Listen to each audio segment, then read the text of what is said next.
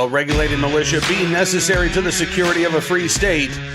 The right of the people to keep and bear arms shall not be infringed. Welcome to another edition of Bearing Arms, Cam and Company. My name is Cam Edwards. Glad you're with me on the program today. Hopefully you had a good Memorial Day weekend. Ready for a 4-day week. Mario the Rooster's ready. Swear, he was halfway across the yard not more than 30 seconds ago. He hears me talking. It's like he has to run over and be my sidekick. All right. Today's guest is not going to be a rooster. No, it's going to be Jim Wallace of the Gun Owners Action League up in Massachusetts. We'll be talking with Jim here in just a moment or two. Over the weekend, Boston.com had this story. Committee forms to protect Massachusetts gun laws from upcoming ballot question. Love the framing of this, by the way, right? Protect Massachusetts gun laws. Advocates established a campaign in response to a ballot question committee calling to repeal the 2024 state gun regulation law. Which, I mean, I guess is one way of saying it, right? Another way of framing this would be committee forms to defend law-impacting, law-abiding gun owners in Massachusetts. And, as a matter of fact, the law-abiding gun owners outside of the state of Massachusetts as well. What I find really fascinating about this is that it's not particularly new news that the Vote Yes for a Safe Massachusetts campaign has launched. In fact, it started, I guess, back on May the 12th, right? So we've not only heard about the formation of the campaign, we've heard about the ethics inquiry that the Civil Rights Coalition has demanded because Massachusetts Attorney General Andrea Campbell gave about $50,000 to a group called the Massachusetts Coalition to Prevent Gun Violence, which is run by a woman named Ruth Zacharin, who just so happens to be the committee chair for Vote Yes for a Safe Massachusetts campaign.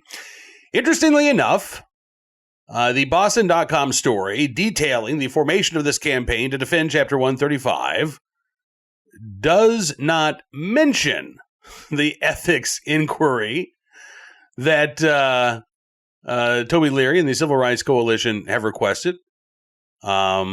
Regarding the Attorney General's donation. They spoke to Toby Leary. They spoke to Jim Wallace.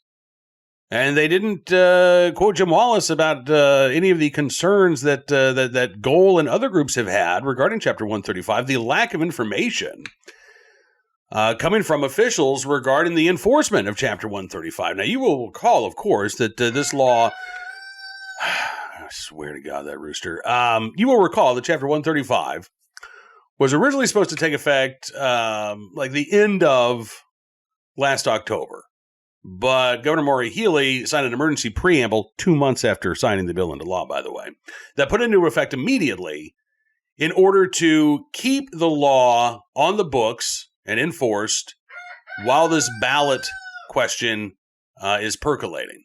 Right? If she had not done that, well, the Coalition for Civil Rights had obtained enough signatures that the law would have been suspended until voters had a chance to act on it in November of 2026. And the anti-gunners didn't want that. So instead, Maura Healey signs this emergency preamble 2 months after she originally signs the bill into law, and then immediately suspends large portions of that law for 18 months. I mean, the way this bill was written, the way this bill became a law, and the way this law has been enforced is infuriating. And it is one of the reasons, I think, why gun owners in Massachusetts are so livid about this. It's not just the infringement on the right to keep and bear arms. It's the process of how this has happened. And again, the disinterest on the part of far too many media outlets to pay attention to what's really going on here, both behind the scenes and, frankly, in broad daylight. But we're not like most of those Massachusetts media outlets. We do care about the process. We do care about the lack of answers. And we do care about what this law means for lawful gun owners, which is why we sat down with Jim Wallace, head of the Gun Owners Action League, and had a conversation about those topics and more. Take a look and a listen. Jim, thanks so much for coming on the program. It's good to see you again, my friend. Welcome back to the Second Amendment battleground state. And I got to tell you, the battle's just getting worse and worse every day here. Boy, it really is. I mean, you know, Chapter 135, major portions of this law are not yet in effect, even though Governor Maura Healey signed this emergency preamble to put the law into effect immediately. Then she turned around and suspended a lot of the provisions of the law because they're not ready for prime time. And that was several months ago, Jim. But I mean, as you guys are pointing out at the Gun Owners Action League, it is still impossible to get answers from the state about how this law is going to work. So you guys published a piece a couple of days ago. Safari Club International gets no answers on non-resident hunting concerns, right? So this was, last November, SCI sent a letter to the Attorney General asking, okay, so how's this going to work when it comes to out-of-state hunters, juvenile hunters, wanting to know that the hunting access is going to remain open. And okay, so it's been over 6 months now, and radio silence from Attorney General Andrea Campbell's office. Well, the other thing that's happened, Cam, is we were getting some so-called official guidance from the Secretary of Public Safety. That stopped in November as well.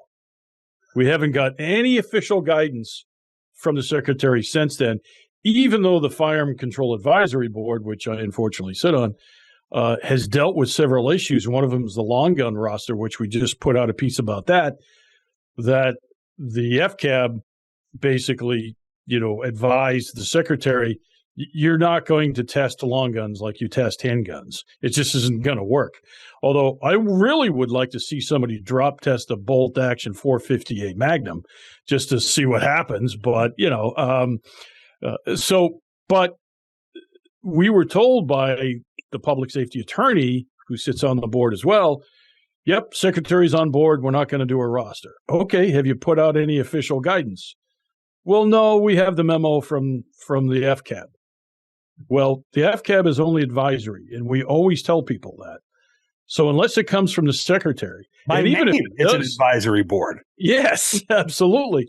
And even if it does come from the Secretary, I don't know if it's defensible. It's just guidance, they call it. So we are pretty convinced that we will not see any more guidance. And we believe the reason why is because every time they do it, they weaken the law. And they are so frustrated with their inability to explain the law without weakening it, that I believe there's just a plan to stop doing it. Wow. I wonder, too, if they're not a little concerned about anything they say now could be used against them in the lawsuit that is still been filed. Right? I mean, it's not really moving forward at the moment, but Goal has filed litigation, right? Well, it's interesting because the first two we did, they immediately suspended those parts of the law. Yeah. So we still had to spend the money to get the case, ready to file. And in the first instance, it was about training, and we already had it filed. Now, here's an interesting little sneaky thing that the Attorney General did. When they suspended the training for 18 months or until the state police can get this stuff up and running, we said, okay, we're going to suspend our court action. And the AG filed a document wanting it dismissed with prejudice. So you couldn't file again? So we couldn't file it again.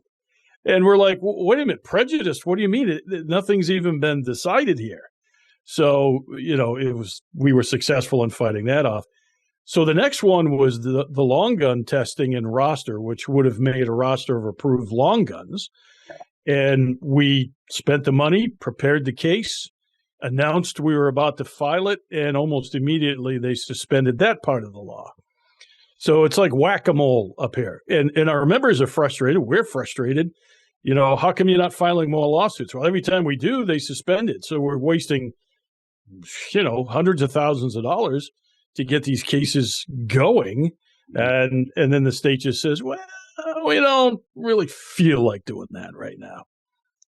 That is, the shadiness of Chapter 135, started when that bill was being drafted. And it continued, throughout the passage of this bill. And now that the bill's become law, they're still playing games. It's amazing to me, the abuses of the legislative system, the parliamentary system, the legal system that the state of Massachusetts is engaged in to as you say, put this law on the books even though it has been weakened through the efforts of Second Amendment organizations like the Gun Owners Action League. I mean, they are doing everything they can to try to make this as bad as possible for gun owners. Well, here's another beauty, and you should have Toby on about this one. I think you've had him on about the coalition and the ballot question. Yeah. Well, about 2 months ago, maybe, the Massachusetts Attorney General announced $1 million worth of grants to groups to combat gun violence. One of them was the Massachusetts group, and all of a sudden they had the money to start a committee to fight our ballot question. Mm-hmm. Isn't that interesting? Yeah. And I know the Civil Rights Coalition has filed a ethics complaint against the Attorney General and has said that they'll sue if the depending on what the results of the Ethics Commission investigation is. Do you know, Jim? I mean, does the Ethics Commission have any sort of statutory deadline to investigate and come out with a ruling, or can they just sit on that? I don't even know if the Ethics Commission has any authority over the Attorney General. Oh, okay. Because what people don't, and there's no reason people would know this, I'm not exactly sure where the money come from, but I have a hunch. Yeah. The Attorney General's office in Massachusetts, let's say, if they sue a company, they did this a while back. They sued CVS because they didn't like how they were filling prescriptions for narcotics. Even though they were following the law, they didn't like it. And CVS, like most people, just settled out of court. They paid $100,000 to the Attorney General. That money does not go back into the general fund. That money goes into a slush fund for the Attorney General to spend pretty much any way they want. So that's grants. Grants are constantly given out to groups that will support her reelection. That happens all the time. Jeez, man, it just gets worse and worse the more we talk about this stuff, Jim. All right, so Elon, we need Elon. I would love to see the results of that. Because the deep state is awfully entrenched there in Massachusetts. Well, you remember when I started 24 years ago for Goal, the state budget was $17 billion. This year it's $62 billion. 24 years later, and that's only what's on the budget. Yeah.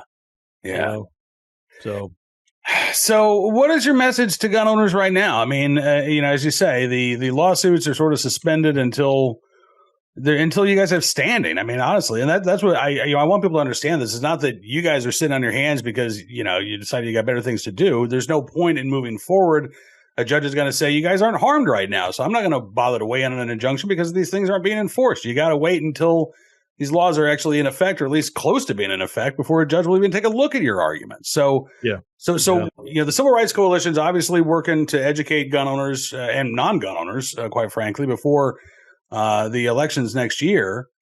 What's your recommendation to gun owners who want to get involved? They want to do something to stand up for their rights right now. Yeah. What it's boiling down to, Kim, and we really have to think about how we're going to make this happen.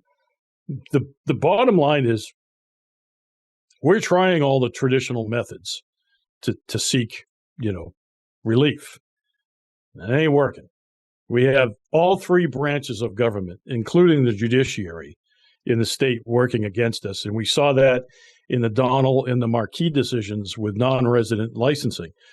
They wrote those two decisions at the very same time and referred to one another as they were writing it. I mean, if that's not the courts misusing their authority, what is? I have no idea. Mm-hmm. So we're going to have to think about some strategies here. And, I hate to say this, but we're going to have to learn a little bit from the left. And I don't want to hear about threats or property damage. We have to start making their lives uncomfortable. And I think that's the only way we're going to get attention, is if we make their lives uncomfortable. Maura Healey, I don't care if she shows up to open a grocery store. We got to start being there. The problem is we can't use paid protesters. like other people do. Right. Our people work for a living, sometimes 2 jobs to make ends meet. But we've got to have that discussion. And honestly, the Second Amendment community, for the most part, has never had to do this.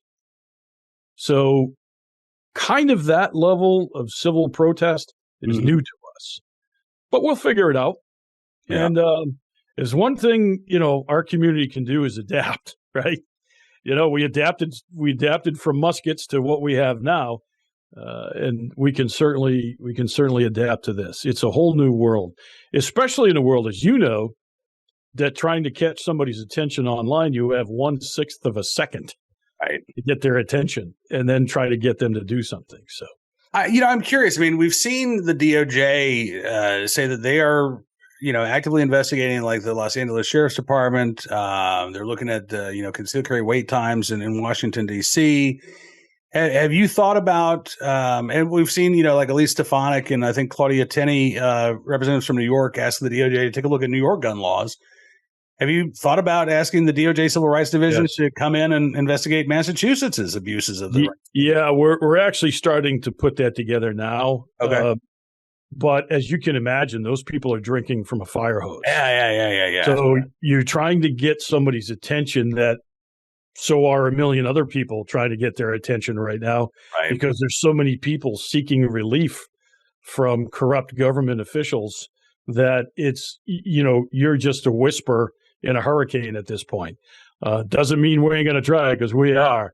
I would love to have them get in here and start investigating some of the stuff that we've had to deal with, and the fact that there's no answers. We continue to say that there's no answers to this stuff. Even the police, Cam, are frustrated as hell. We don't know what we're supposed to be doing. And unfortunately, with the non-resident issues, which the Second Amendment Foundation is handling that, and they're preparing a case for that for us as part of our national strategy. But there's a club in Northeast Massachusetts called Minuteman, huge clay club. And they used to run the championships for the state of New Hampshire and the state of Maine. They had to cancel them. They're afraid to come in here with their guns. Yeah.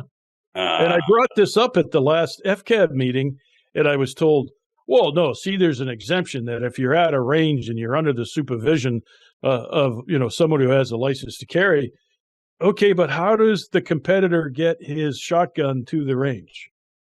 Right. No answer. Yeah. So basically, it's sad, but we have to tell people right now, unless you have a Massachusetts temporary license to carry as a non-resident, don't come here with a gun, period.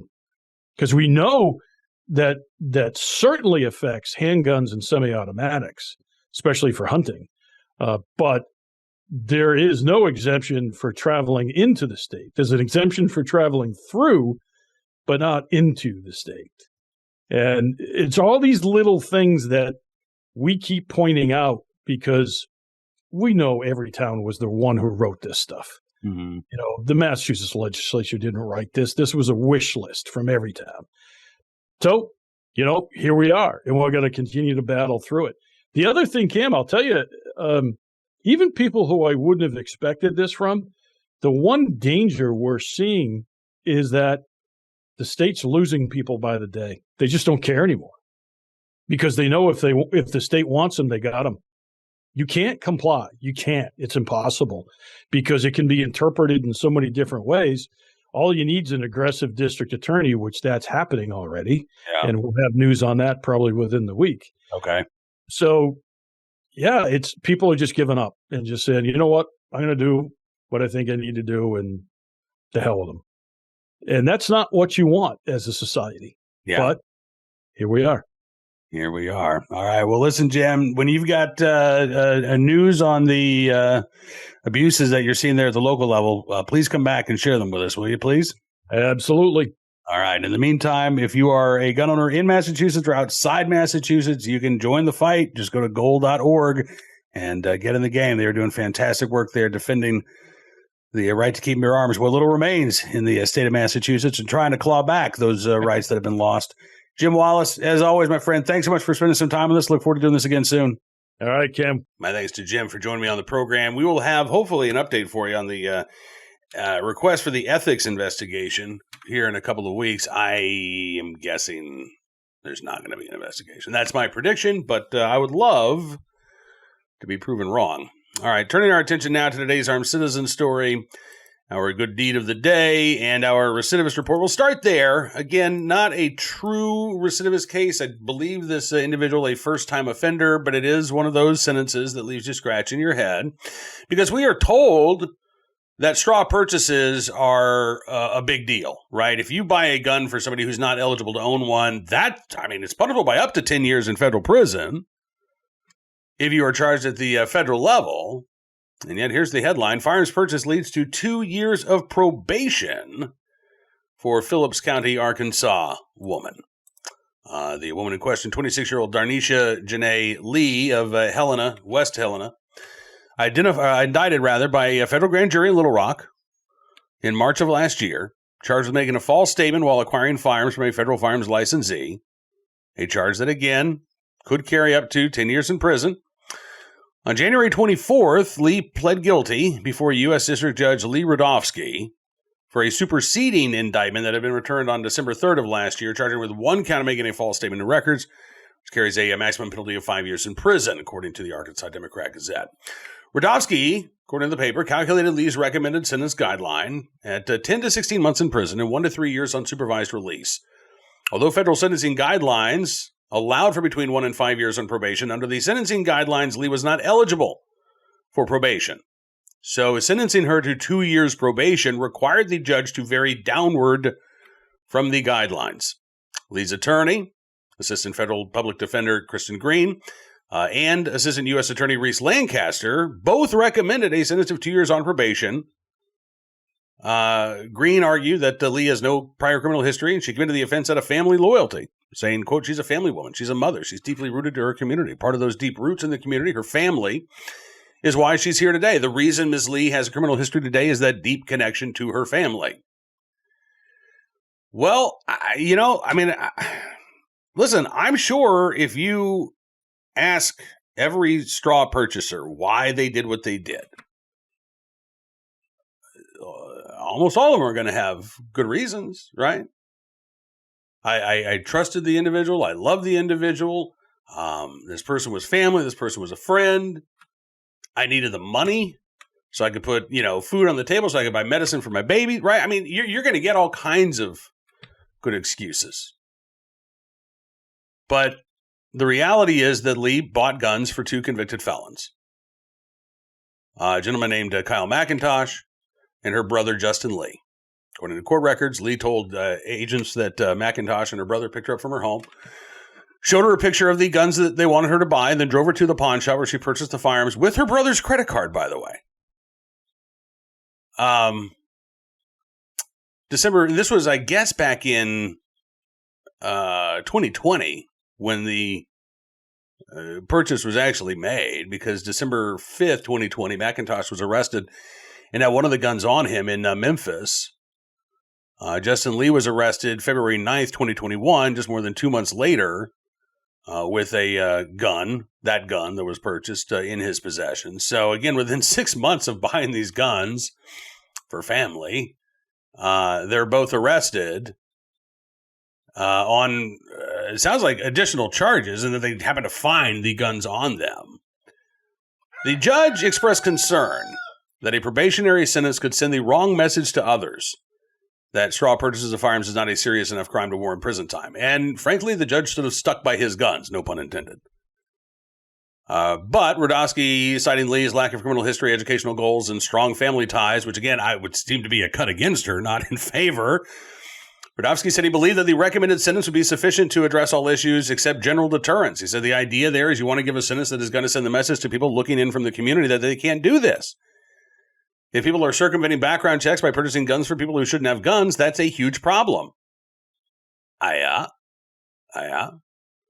assistant U.S. attorney, arguing in favor of a probationary sentence, said Ms. Lee is someone who has an associate's degree. She's sitting in college, now having status as a felon. It'll prevent them from ever being able to lawfully purchase firearms ever again. So that status of being a felon, losing that right, That is, in my opinion, a general deterrent for others, as well as Ms. Lee, because she'll never be able to legally possess or purchase a firearm ever again. Now, I don't know that that's actually the case. I think the Supreme Court is actually wrestling with this, or soon will wrestle with this. Does there need to be a particular finding of dangerousness? Does a nonviolent felony, like engaging in a straw purchase, automatically deprive you of your ability to purchase a firearm for yourself further down the road? The DOJ is now starting this process where people can apply to have their rights restored. So that's an opportunity for Ms. Lee. I don't know that it's fair to say that she has forevermore lost her ability to own a firearm. She might have to take some additional steps. Some things might have to change, but I think there's every possibility that she could regain her ability to once again legally purchase a firearm. And I got to say again, I just have a real issue with this. On the one hand, we are told these are serious offenses. On the other hand, we're going to make excuses for people who engage in this serious offense. I agree with the judge. This undercuts the general deterrence argument that, hey, you do the crime, you're going to do some time. And again, you can find all kinds of good excuses, all kinds of justification if you're looking. It's whether or not you think that really matters, I guess, at the end of the day, right? Oh, can I sentence this rooster to prison? 10 years, no probation, no early release. Maybe just sentence him to stew. How about that? All right, let's turn our attention now to today's armed citizen story from the Chicagoland area, where the Chicago Sun-Times reports no charges for a shooter in a Roseland double homicide sparked by an argument over cheese. Yeah.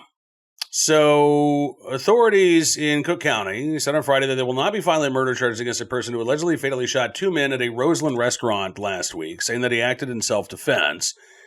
The shooting sparked by an argument over what kind of cheese was being put on a customer's sandwich at Momty's Grill on Monday afternoon. According to a Chicago police report, an employee became upset with a customer who was yelling at her about the cheese. The woman then called her son to the restaurant. When the son came, a group of men also entered the restaurant. Two of them then hit the son in the face. The son then ran out of the restaurant, chased by the men. According to the Chicago Sun-Times, shots rang out. Responding officers found two men, Dexter Williams and Monty Potts, with multiple gunshot wounds. Police report said that the son was, quote, responsible for at least one of the deaths. He had checked himself into a Roseland hospital in good condition, placed into police custody, but an assistant state's attorney declined to pursue charges, saying that he acted in self-defense, according to the police report. So apparently that decision was made very early on. According to an emailed statement from the Cook County State's Attorney's Office, the evidence was, quote, insufficient. Statement saying insufficient to meet the burden of proof required to file criminal charges at this time. We remain committed to reviewing any additional information related to this matter that is brought to us. And again, that's all we know right now. But it sounds again like the determination was made very early on that this individual was acting in self-defense. We don't know. It sounds to me like mom called the son. Maybe the store employee called his buddies. They showed up. And again, like, over cheese.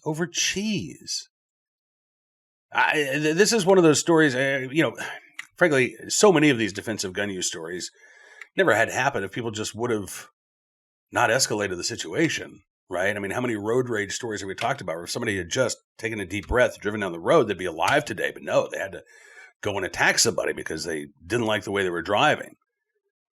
Again, this is one of those instances where people had just taken a deep breath, calmed down, had a reasonable discussion over the cheese that was being put on a sandwich. Two men might be alive today. But instead, it sounds like this, call it a beef, I guess would be a misnomer. Anyway, escalated to the point of violence and to the point where this individual, woman's son, who again, why did mom call her son to a restaurant to begin with? I don't know. But it sounded like it escalated to the point where he was acting in defense of his life. We will keep our eyes open for any more details to this story, and it may be that there's more information that becomes available. But as of right now, this does appear, again, to be a case of self-defense there in the Chicagoland area. And finally today, our good deed of the day, in the right place at the right time, willing and able to do the right thing. A woman in Jacksonville, Florida, who helped save the life of a 77-year-old woman who went into cardiac arrest while on a busy road Joyce Long was on her way to a doctor's appointment. She started to have a heart attack behind the wheel. Her daughter, Jennifer Long, said the outcome could have been tragic if not for the heroic actions of another driver named Ratonia Watts. Jennifer Long telling News 4 Jacksonville, had she not stopped that day, my mom would not be here. Clearly, she would not be alive. So when Joyce Long started suffering that cardiac event, her car started to drift through heavy traffic. Some people were honking their horns, thinking, what is this lady doing? But Ratonia Watts noticed that something was wrong and pulled over as Joyce Long's car managed to coast to a stop. Thankfully, again, the car did stop. Jennifer Long said she's barely able to drive because she's having chest pains. She's in the process of cardiac arrest. He said Mrs. Watts was just passing by, blew her horn, and then something told her to stop. Ratonia Watts spoke to News 4 Jacksonville as well. She said her instincts and her faith took over. She said, when she turned off the car, I started screaming. I got out of my car and asked, are you okay? Are you okay? When I said that, she shook her head and said no. And when she said no, she passed out. So Watts called 911. She did not know CPR. So she relied on the power of prayer. She said, I laid my hands on her and said, hold on. God's got you. She said, rescue came quickly. It was destined for me to be there at that particular time. Paramedics arrived. They shocked Long's heart twice. They performed CPR 3 times before she started to breathe on her own, before she got her pulse back. According to News 4 Jacksonville, doctors have since told the Long family that Joyce Long's survival is nothing short of miraculous. And she recorded a message, Joyce Long did, from the hospital, I guess, to Mrs. Watts. She said, I appreciate you helping me in my time of need. I don't know what happened to me. I became incapacitated, but you were a great help to me. You asked me a couple of times if I was okay, and I told you no. You helped me out and contacted my family, and I just want to say thank you. You were a blessing to me. Watts says that she just thanks God. She says, nobody knows me anything. But in the right place, at the right time, willing and able to do the right thing, Ratonia Watts there in Jacksonville, Florida. We thank you for your very good and miraculous deed. All right, that is going to do it for this edition of Bearing Arms Cam & Company. I want to thank you for being a part of the program as always. Looking forward to seeing you back here again tomorrow. Enjoy the rest of your 2A Tuesday. Be sure to check out BearingArms.com. We'll have the latest 2A information from across the nation for you all day long and tomorrow as well. And if you like what you see, I would encourage you to become a VIP, VIP Gold, or VIP Platinum member. Just use the promo code FIGHT and you can get 60% off your membership. We get all kinds of benefits no matter what tier of support you choose. But any tier, you're going to be supporting the independent pro-sec member journalism that we're doing at Bearing Arms. We certainly do appreciate that. So thank you again. All right, we'll see you back here tomorrow. Until then, be well, be safe, and be free.